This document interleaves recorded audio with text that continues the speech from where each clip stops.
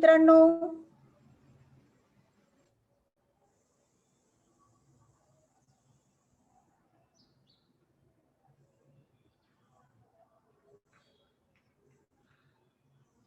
बृहन्मुंबई महानगरपालिका आयोजित ऑनलाईन अध्यापन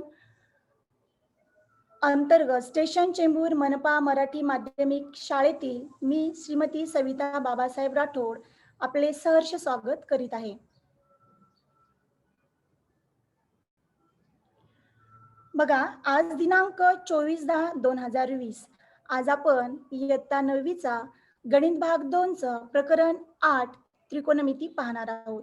या त्रिकोणमितीमधील आपण सराव संच 8.1 पाहणार आहोत. विद्यार्थी मित्रांनो, आपला गणित भाग 2चा हा शेवटचे प्रकरण आहे. कारण प्रकरण 9 जे आहे आपलं पृष्ठफळ आणि घनफळ हे प्रकरण आपले यावर्षी कोरोनाच्या प्रादुर्भावामुळे ते आपल्या सिलेबस मधून वगळण्यात आलेले आहे. म्हणून आपलं हे शेवटचं प्रकरण आहे त्रिकोणमिती. तर पाहूया आपण त्रिकोणमिती.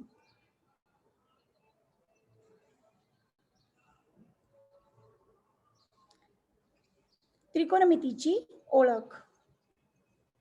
सर्वप्रथम आपण त्रिकोणमितीचा अर्थ समजून घेऊया. त्रिकोणमिती यालाच इंग्रजीमध्ये म्हणतात ट्रायगोनोमेट्री. हा शब्द 3 ग्रीक शब्दापासून तयार झाला आहे.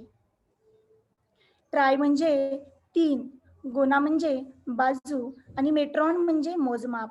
म्हणजे त्रिकोणमितीचा अर्थ होईल 3 बाजूंचे मोजमाप.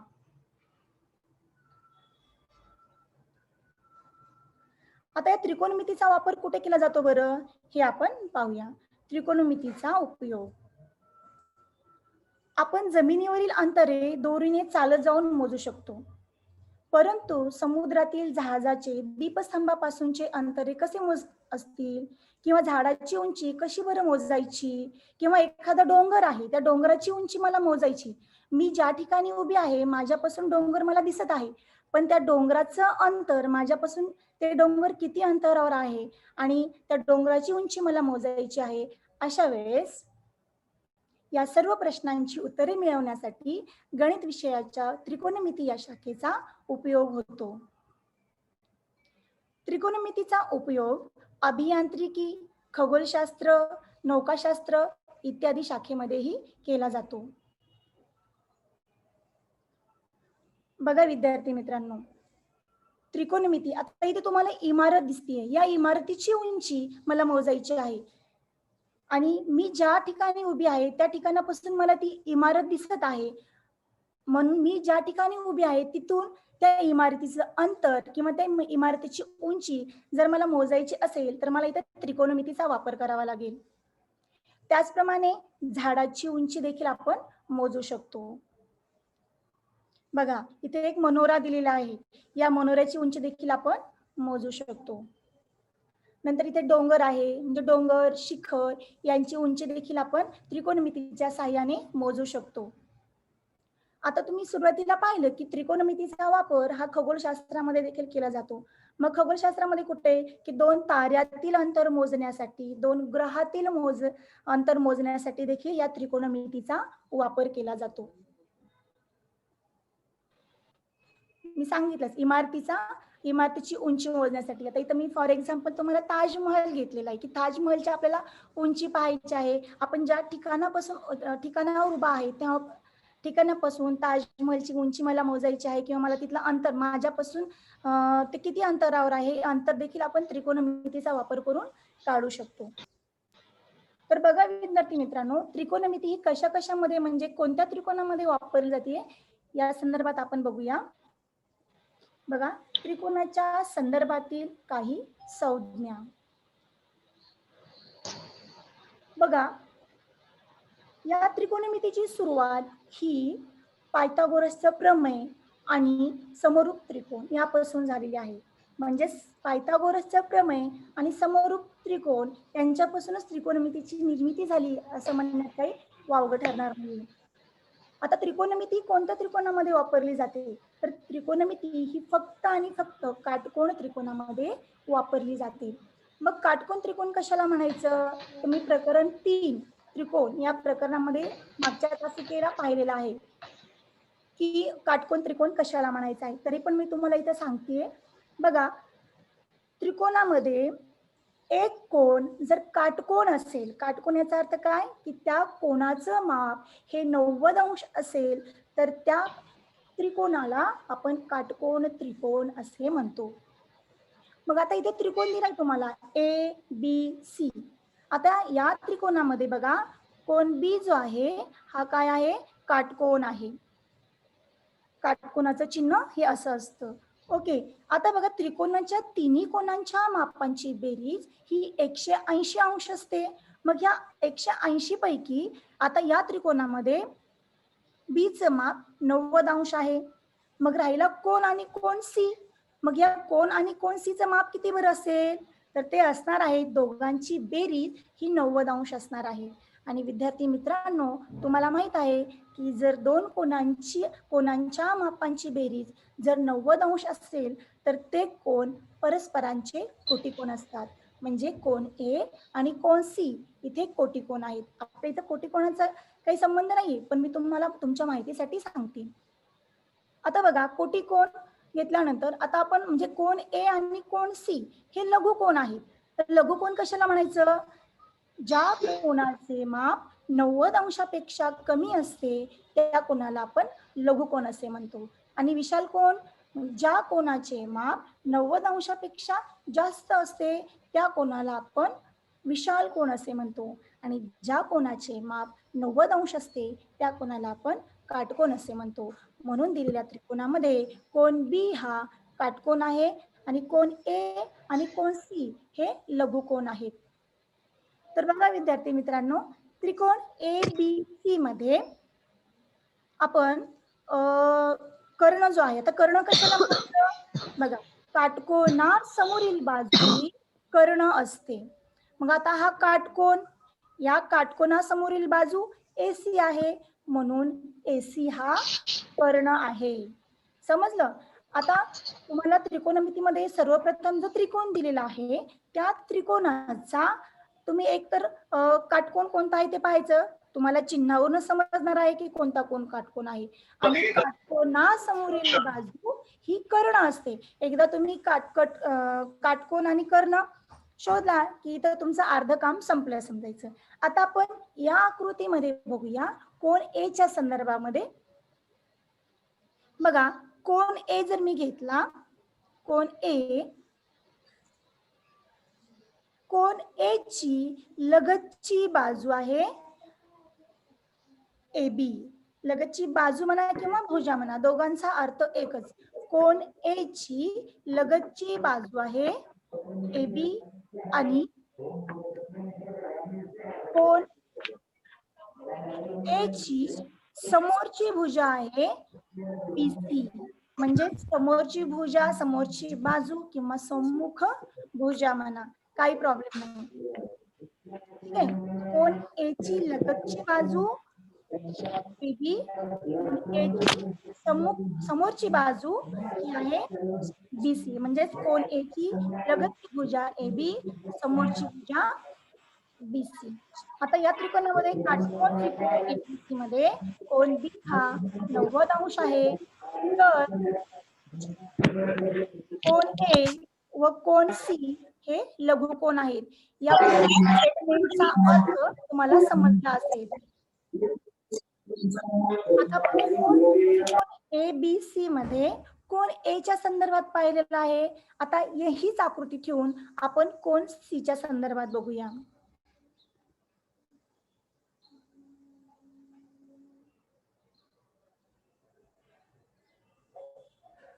बघा तीच आकृती आहे कोण सीचा संदर्भ. आपण कोण सीचा विचार करणार आहोत यात. इथे त्रिकोण एबीसी मध्ये कोण बी हा 90 अंशाचा आहे. तर कोण बी च्या समोरची बाजू हा काटकोन बी, याची समोरची बाजू एसी. म्हणजे एसी हा कर्ण आहे. मग आता आपण कोण सी चा विचार करणार आहोत. मग या कोण सी ची सम्मुख भुजा कोणती आहे ए बी आणि या सी ची लगतची भुजा आहे बी सी. ओके, तर या दोन्ही कोण ए आणि कोण सी च्या दोन्ही विचार केला तर आपल्याला हे स्टेटमेंट मिळणार आहे बघा. कोण ए समोरील बाजू, बघा कोण ए समोरील बाजू BC, कोण ए लगतची बाजू AB. आता त्याचप्रमाणे आपण कोण C चा विचार करूया.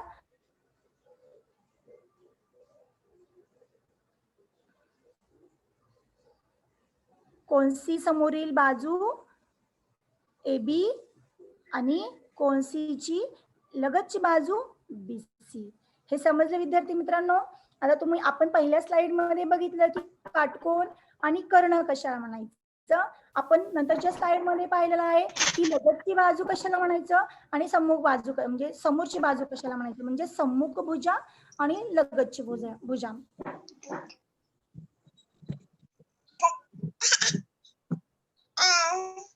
तर बघा आता आपण पाहणार आहोत त्रिकोणमिती यावर अवलंबून आहे त्रिकोणमितीय गुणोत्तरे. तर बघा त्रिकोणमितीय गुणोत्तरे अतिशय महत्वाची सूत्रे आहेत. ही सूत्रे तुम्ही पाठ करायची. तर आता आपण पहिल्यांदा पाहूया त्रिकोणमितीय गुणोत्तरे. नंबर 1 आहे sign.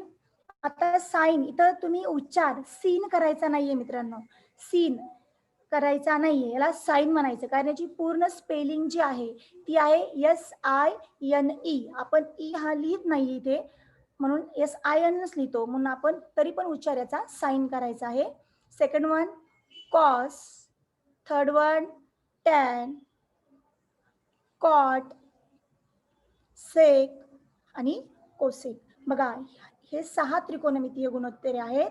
Number 1 sine, number 2 cos, number 3 tan, number 4 cot, number 5 sec आणि नंबर 6 कोसेक. आता या प्रत्येकाचे आपण सूत्र पाहूया. बघा इथे एक आकृती पण दिली आहे. तर साइनचं जे सूत्र आहे मी तुम्हाला अगोदर फक्त सूत्र सांगते, नंतर आपण बघूया. साइनचं सूत्र आहे कोणा समोरील बाजू छेद कर्ण. आणि कॉसचे आहे, कॉसचं सूत्र आहे कोणा लगतची बाजू छेद कर्ण. टॅनचं सूत्र आहे कोणा समोरील बाजू छेद कोणा लगतची बाजू.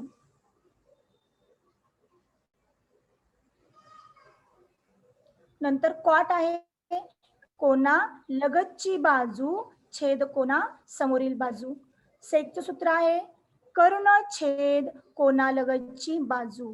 आणि कॉसचं सूत्र आहे कर्ण छेद कोणा समोरील बाजू. हे झालं प्रत्येकाचं सूत्र.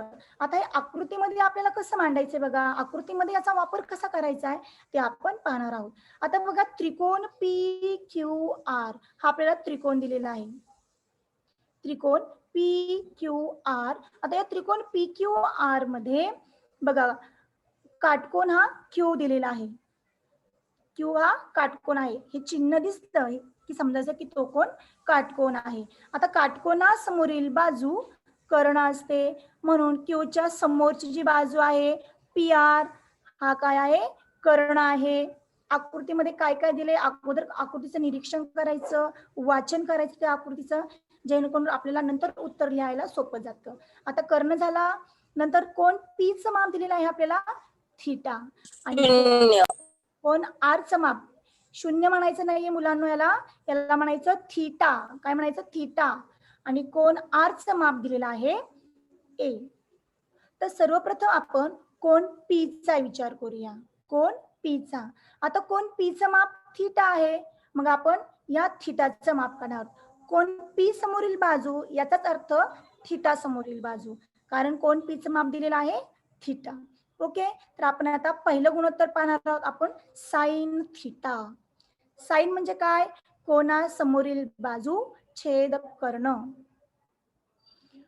पण कोणत्या कोणासमोरील बाजू, तेच प्रश्न तुम्ही त्या उत्तराला विचारलं तर तुम्हाला उत्तर मिळेल. कोणत्या कोणासमोरील बाजू, तर थीटा कोणासमोरील बाजू. म्हणजे साइन थीटा बरोबर कोणासमोरील बाजू छेद कर्ण. म्हणजेच या थीटाच्या कोणासमोरील जी बाजू आहे ती घ्यायची आहे, ती बाजू आहे QR आणि कर्ण आहे PR.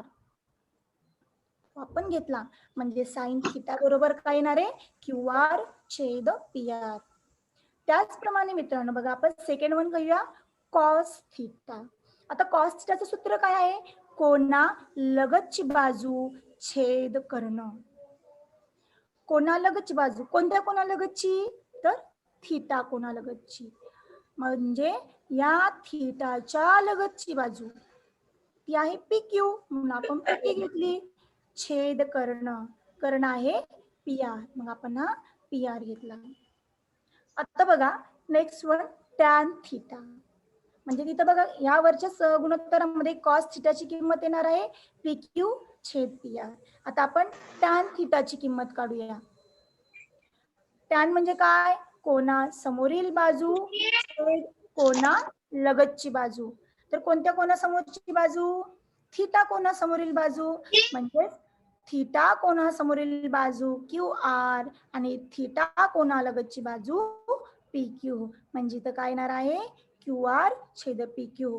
म्हणजेच त्या थिटाचं गुणोत्तर येणार आहे क्यू आर छेद पी क्यू. आता मित्रांनो आपण बघा सेकंड वन पाहणार आहोत, cot theta. Cot theta, sec theta, cosec theta. तर जर तुमचे पहिले 3 सूत्र जर पाठ असतील, साइन थिटा, कॉस थिटा आणि टॅन थिटा, तर याच्या वर्सेस म्हणजे बघा साइन थिटा, साइन थिटाच्या उलट कोण आहे?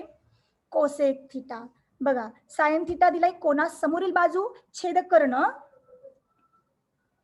आणि कोसेक थिटा दिलाय कर्ण छेद कोणासमोरील बाजू. म्हणजे साइनच्या उलट कोसेक असतो, त्या उलट. आता बघा आता कॉस थिटा बघूया आपण. कॉस थिटा कोणालगतची बाजू छेद कर्ण. तर आपण याच्यामध्ये सेक थिटा बघा, कर्ण छेद कोणालगतची बाजू. कॉस मध्ये काय दिले? कोणालगतची बाजू छेद कर्ण. सेक मध्ये कर्ण छेद कोणालगतची बाजू. म्हणजे सेक आणि कॉस यांची जोडी असणार, उलट जोडी असणार, म्हणजे एकमेकाच्या विरुद्ध असणार. जर तुम्हाला कॉस थिटा 3/4 दिलेला आहे तर सेक थिटा येणार 4/3. आता बघा त्याचप्रमाणे आपण टॅन थिटा बघणार आहोत. टॅन थिटा कोणासमोरील बाजू छेद कोणालगतची बाजू. तर कॉट थिटा मध्ये काय दिलेलं आहे? कोणालगतची बाजू छेद कोणासमोरील बाजू. म्हणजे या प्रत्येकाचं जे गुणोत्तर आहे बघा, आता याच्यावरूनच आपण साइन, कॉस, टॅन या 3 गुणोत्तरावरूनच आपण सेक, कोसेक आणि कॉट काढू शकतो. साइन थिटा याच्या उलट आहे कोसेक थिटा. मग साइन थिटा आहे क्यू आर छेद पी आर, याच्या उलट काय होणार आहे? कोसेक थिटा पी आर छेद क्यू आर. बघूया आपण बरोबर आहे का? बघा कोसेक थिटा पी आर छेद क्यू आर हे बरोबर आहे. आता त्याचप्रमाणे बघा कॉस थिटा कोणालगतची बाजू छेद कर्ण. तर कॉस थिटाच्या विरुद्ध कोण आहे? Sec theta. म्हणजेच काय येणार? कर्ण छेद कोणालगतची बाजू, म्हणजेच पी आर छेद पी क्यू. बघा कर्ण छेद कोणालगतची बाजू आणि पी आर छेद पी क्यू. राहिला आपला टॅन. टॅनच्या उलट असणार आहे कॉट. टॅनच्या उलट आता टॅन थिटा बरोबर काय आहे? कोणासमोरील बाजू छेद कोणालगतची बाजू आणि क्यू आर छेद पी क्यू. तर याच्या उलट असणार आहे कॉट. म्हणजे कॉट काय असणार आहे? जो वर आहे तो खाली टॅन मध्ये. मग आता टॅन मध्ये कोणालगतची बाजू खाली होता, आता कॉट मध्ये तो कोणालगतची बाजू वर आली आणि कोणासमोरील बाजू खाली आली. आणि स्टेटमेंट काय येणार आहे? त्याचं गुणोत्तर काय येणार आहे? बघा पी क्यू छेद क्यू आर. ते टॅन मध्ये क्यू आर छेद पी क्यू आहे. अशा प्रकारे जर तुम्ही साइन, कॉस आणि टॅनच्या किमती पाठ केल्या तर त्यावरून तुम्हाला कॉट, सेक आणि कोसेक हे समजतील. आता हे बघितलं आपण कोन पीच्या संदर्भात बघितलं. कोन पीचं माप हे थिटा होतं आणि कोन पी वरून आपण त्या थिटाचं माप काढलेलं आहे, जे त्रिकोणमितीय गुणोत्तरे काढलेले आहेत. आता आपण कोन आरच्या संदर्भात बघूया.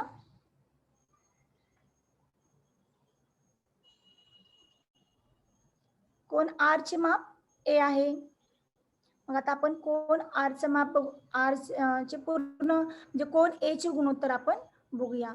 बघा फर्स्ट वन, सूत्र तेच आणि सूत्र दरवेळेस प्रत्येक गणितामध्ये मुलांना तुम्ही सूत्र लिहायची आहेत, जेणेकरून ते सूत्र तुम्हाला पाठ होती आणि पाठ एकदा तुम्हाला लिहून लिहून पाठ झालं की ते तुम्हाला विसरणार नाही. आम्ही पण आमच्या इयत्ता 9वी 10वी मध्ये असताना हे सूत्र पाठ केलेली आहेत, म्हणून आम्हाला ती आतापर्यंत पाठ आहे. बघा पहिलं सूत्र. आता आपल्याला एचा विचार करायचा आहे. थिटाचा विचार करायचा का नाही? आता आपण एचा विचार करणार आहोत. म्हणजे साइन ए. मग साइन ए, साइनचं सूत्र काय आहे? कोनासमोरील बाजू छेद करणं. मग कोणत्या कोनासमोरील बाजू? तर ए या कोनासमोरील बाजू आणि कर्ण पाहायचा आहे. मग ए या कोनासमोरील बाजू आहे पी क्यू आणि कर्ण आहे पी आर. म्हणून साइन ए बरोबर येणार आहे पी क्यू छेद पी आर. नेक्स्ट वन येणार आहे बघा. सेकंड वन आपला गुणोत्तर आहे कॉस ए. Cos A. आता कॉसचं सूत्र काय आहे? कोना लगतची बाजू छेद कर्ण. मग कोणत्या कोणा लगतची बाजू? तर ए कोणा लगतची बाजू. मग हा जो कोण ए आहे या कोणाच्या लगतची बाजू क्यू आर. या साईडला तर कर्ण आहे, मग कर्णाचा विचार करायचा नाही. लगतची बाजू क्यू आर छेद कर्ण पी आर. ओके. आता आपण थर्ड वन आपलं तिसरं गुणोत्तर आहे टॅन ए. मग टॅन सूत्र काय आहे? कोनासमोरील बाजू छेद कोना लगतची बाजू. कोणत्या कोणासमोरील बाजू कोणा लगतची बाजू आहे? कोण ए. मग या कोण ए समोरील बाजू आहे पी क्यू आणि या कोणा लगतची बाजू आहे क्यू आर. म्हणजेच टॅन ए चं गुणोत्तर येणार आहे पी क्यू छेद क्यू आर. आता चौथं सूत्र आहे आपलं, चौथं गुणोत्तर आहे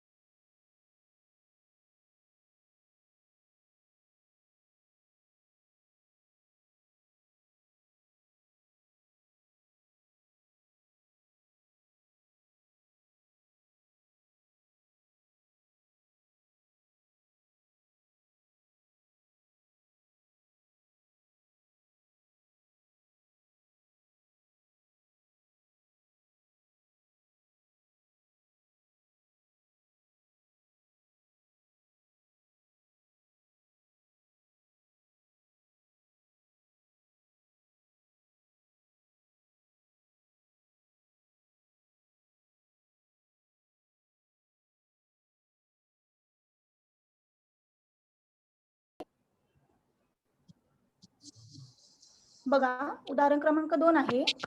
आकृतीमध्ये त्रिकोण एक्स वाय झेड हा काटकोन त्रिकोण आहे. कोन एक्स वाय झेड बरोबर 90 अंश दिलेला आहे. बाजूंची लांबी ए बी सी अशी दिली आहे. यावरून खालील गुणोत्तरे लिहा. नंबर 1 गुणोत्तर आहे साइन एक्स, नंबर 2 आहे टॅन झेड, नंबर 3 आहे कॉस एक्स आणि नंबर 4 आहे टॅन एक्स. आकृती बघा आता नीट विद्यार्थी मित्रांनो. त्रिकोण एक्स वाय झेड आहे. बघा काटकोनाचं चिन्ह कुठे दिलेलं आहे? वाय ला, म्हणजे कोण वाय बरोबर 90 अंश.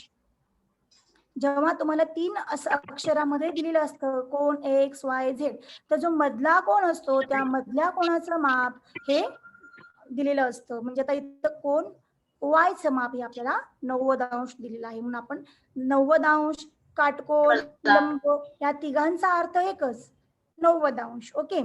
आता बघा कोन वाय बरोबर 90 अंश. या कोन वायच्या समोरची बाजू ती आहे एक्स झेड, म्हणजे आपला कर्ण असणार आहे ते एक्स झेड. एक्स वाय या बाजूची लांबी दिलेली आहे त्यांनी बी, वाय झेड ची लांबी दिलेली आहे ए आणि एक्स झेड ची लांबी दिलेली आहे सी. तर आपण आता या उदाहरणाचं स्पष्टीकरण बघूया. आपण आकृतीचं वाचन बघितलं आहे आता.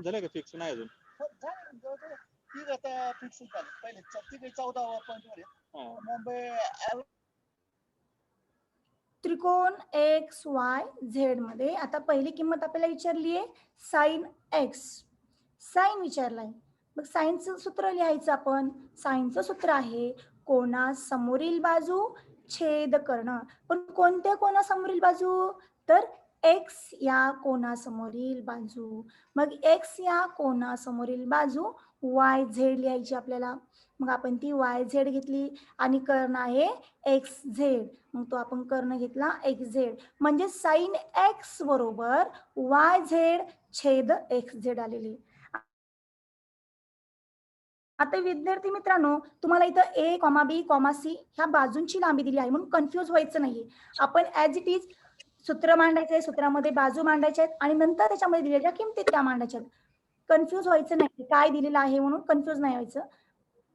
आता बघा मग वाय झेड दिलेला ए म्हणून आपण ए आणि एक्स झेड दिलेला आहे सी, म्हणजे साइन एक्स बरोबर ए छेद सी.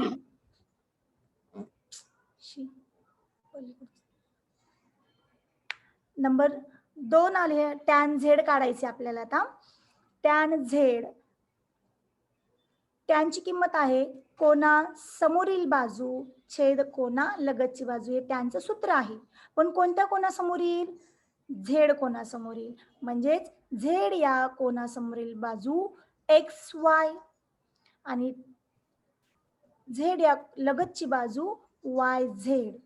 मग एक्स वाय किती दिलाय बघा बी आणि वाय झेड आहे ए, म्हणजेच टॅन झेडचं माप दिलेलं आहे. टॅन झेडचं माप दिलेला काय येणार आहे बी छेद ए. आता नंबर 3चं आपल्याला गुणोत्तर विचारलेले कॉस एक्स. कॉस एक्स, आता कॉसचं सूत्र आहे कोना लगतची बाजू छेद कर्ण. मग कोणत्या कोना लगतची बाजू? तर एक्स या कोना लगतची बाजू. मग एक्स या कोना लगतची बाजू आहे एक्स वाय आणि कर्ण आहे आपला एक्स झेड. मग एक्स वायची किंमत ए आणि कर्ण किंमत दिली सी, म्हणजेच कॉस एक्स बरोबर येणार आहे बी छेद सी. चौथं गुणोत्तर विचारले आपल्याला टॅन एक्स. टॅन एक्स म्हणजे आता परत टॅनचं सूत्र लिहिणार आपण. टॅनचं सूत्र आहे कोना समोरील बाजू छेद कोना लगतची बाजू. आता कोणत्या कोनासमोरील बाजू? तर एक्स या कोनासमोरील बाजू. मग एक्स या कोनासमोरील बाजू आहे वाय झेड आणि कोना लगतची बाजू आहे एक्स वाय. मग वाय झेडची किंमत आपल्याला किती दिलेली आहे ए आणि एक्स वाय ची किंमत दिलेली आहे बी, म्हणून आपली टॅन एक्स बरोबर ए छेद बी अशी किंमत येणार आहे. तर 8.1 मधलं आपण उदाहरण क्रमांक 1 आणि उदाहरण क्रमांक 2 पाहिले. पुढील उदाहरण हे आपण व्हाईट बोर्डवर बघूया. 8.1 मधील आता आपण तिसरं उदाहरण पाहणार आहोत. तिसरं उदाहरण आहे काटकोन त्रिकोण LMN मध्ये कोन LMN बरोबर 90°, कोन L बरोबर 50° आणि कोन N बरोबर 40° आहे. तर खालील गुणोत्तरे आपल्याला काढायचे आहेत. त्यातला नंबर 1 गुणोत्तर आहे sin 50, sin 50, नंबर 2 आहे cos 50, नंबर 3 आहे tan 40 आणि नंबर 4 आहे cos 40. आता दिलेल्या गणित उदाहरणानुसार आपण आकृती काढून घेतली आहे. काटकोन त्रिकोण म्हणजे कोन M चं माप असणार आहे 90° असणार आहे. मी आता सांगितलं की कोन LMN जेव्हा तुम्हाला असा कोन दिलेला असेल तेव्हा या मधल्या कोणाचं माप असतं. म्हणजे हे कोन M चं माप दिलेलं आहे आपल्याला 90°.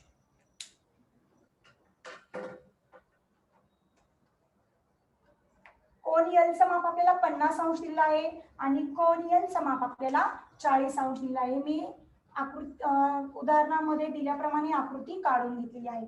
तर आपल्याला पहिली किंमत काढायची आहे sin 50. आता sin 50 बघा मुलांना कन्फ्युज व्हायचं नाहीये. फक्त तुम्हाला आपण याच्या अगोदरच्या उदाहरणामध्ये इथं बाजूंची किंमत दिली होती. या अगोदर इथं कोणाचं नाव दिलं होतं θ. आता फक्त तुम्हाला त्या कोणाची किंमत दिली 50°. फक्त ते आपल्याला 50 मांडायचे. बघा sin 50 म्हणजे इथे साइनचं सूत्र आहे आपल्याला कोना समोरील बाजू. मी इथं शॉर्टकट वापरते आहे कोस बा छेद कर्ण. म्हणजेच कोना समोरील बाजू छेद कर्ण. तर कोणत्या कोणासमोरील बाजू 50° कोणासमोरील बाजू. म्हणजे 50° कोणासमोरील बाजू आहे MN आणि कर्ण आहे आपला LN. कर्ण LN का आहे तर काटकोनासमोरील बाजू ही कर्ण असते म्हणून LN हा कर्ण आहे. म्हणून इथं कोणासमोरील बाजू कोणत्या कोणासमोरील L या कोणासमोरील बाजू MN आणि कर्ण LN. अशा प्रकारे आपली sin 50 ची किंमत आली MN छेद LN. विद्यार्थी मित्रांनो तुम्हाला एक सांगायचं की तुमचे प्रत्येक जे उत्तर येणार आहे त्या उत्तराला तुम्ही अशी चौकट करायची जेणेकरून तुमचं जे उत्तर आहे ते म्हणजे उत्तर लिहिण्याची जी पद्धत आहे ती तुमची इफेक्टिव्ह वाटते. मग प्रत्येक वेळेस कोणतेही उदाहरण सोडत असाल तुम्ही गणिताचं विज्ञानाचं सोडवा किंवा गणितामधलं कोणतेही उदाहरण सोडवा त्याचं जे उत्तर आहे तुम्ही असं चौकटीमध्ये लिहायचं आहे. सेकंड वन आपल्याला विचारलेलं आहे cos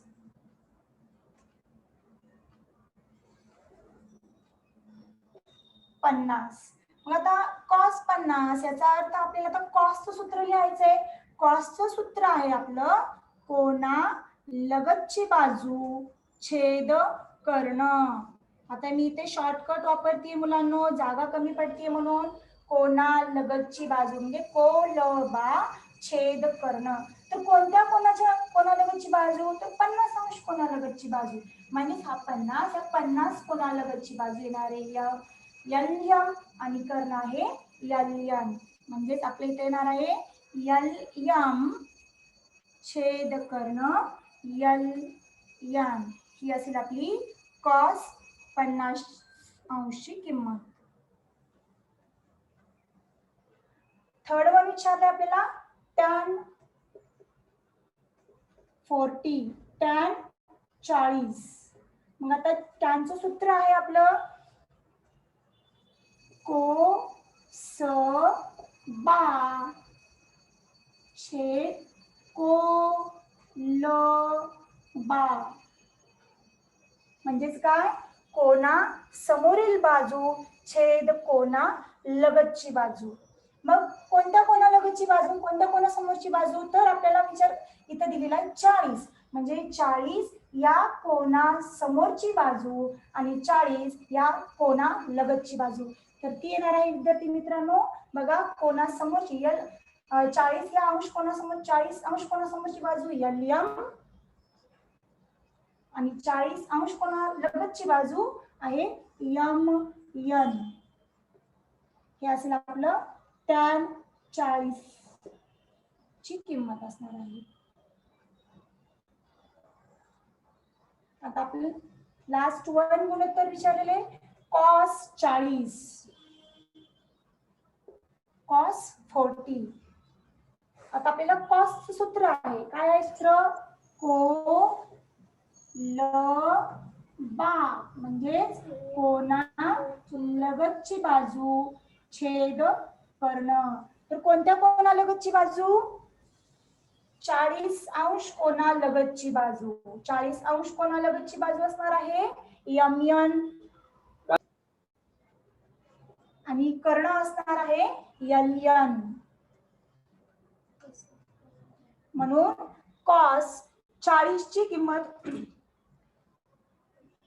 किती आली आहे बघा? यमयन छेद यलयन. अशा प्रकारे आपण सराव संच 8.1 मधील उदाहरण क्रमांक 3 पाहिलेला आहे. विद्यार्थी मित्रांनो, यामध्ये तुम्हाला सांगायचं म्हणजे की तुम्हाला यातील जे त्रिकोणमितीय महत्त्वाचे जे सूत्र आहेत sign, cos, tan, cot, sec आणि कोसेक, ही सूत्र जर तुम्ही म्हणजे ही आपली बेसिक सूत्रे आहेत, मूलभूत सूत्रे आहेत. ही सूत्रे जर तुम्ही पाठ केली तर तुम्हाला यावरून आणखी दुसरी सूत्र आहेत पुढची स्टेप सूत्रांची ती तुम्हाला येईल. म्हणजे मला तर वाटतं की हे जर सूत्र तुम्ही पाठ केले तर तुम्हाला ते सूत्र पाठ करायची देखील गरज लागणार नाही. ते सूत्र तुम्ही स्वतः तयार कराल आणि स्वतः तयार केलेली सूत्र आपण विसरत नाहीयेत. आणि 10वीच्या दृष्टिकोनातून हा चॅप्टर अतिशय महत्त्वाचा आहे आणि सगळ्यात सोपा, मी तर म्हणेल गणित भाग 2 मधील सर्वात सोपा असा टॉपिक आहे. कधी? जेव्हा तुम्ही सूत्र पाठ कराल तेव्हाच. आज आपण त्रिकोणमितीय गुणोत्तरे पाहिली. त्यामध्ये आपण sign, cos, tan, cot, sec आणि कोसेक ही सूत्रे पाहिली. फक्त लक्षात ठेवा साइन, कॉस, कॉट, टॅन ही आपल्याला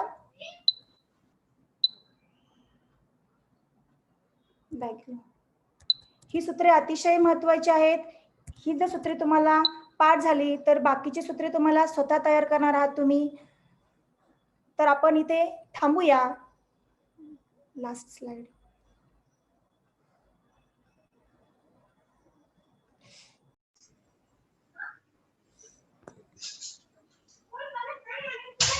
आपण सर्वांनी लक्षपूर्वक ऐकले व छान असा प्रतिसाद दिलात त्याबद्दल मनपूर्वक आभार.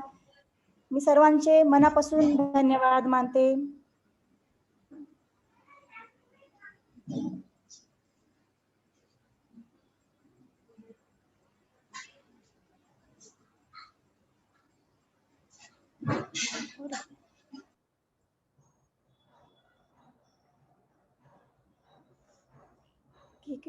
व्हिडिओ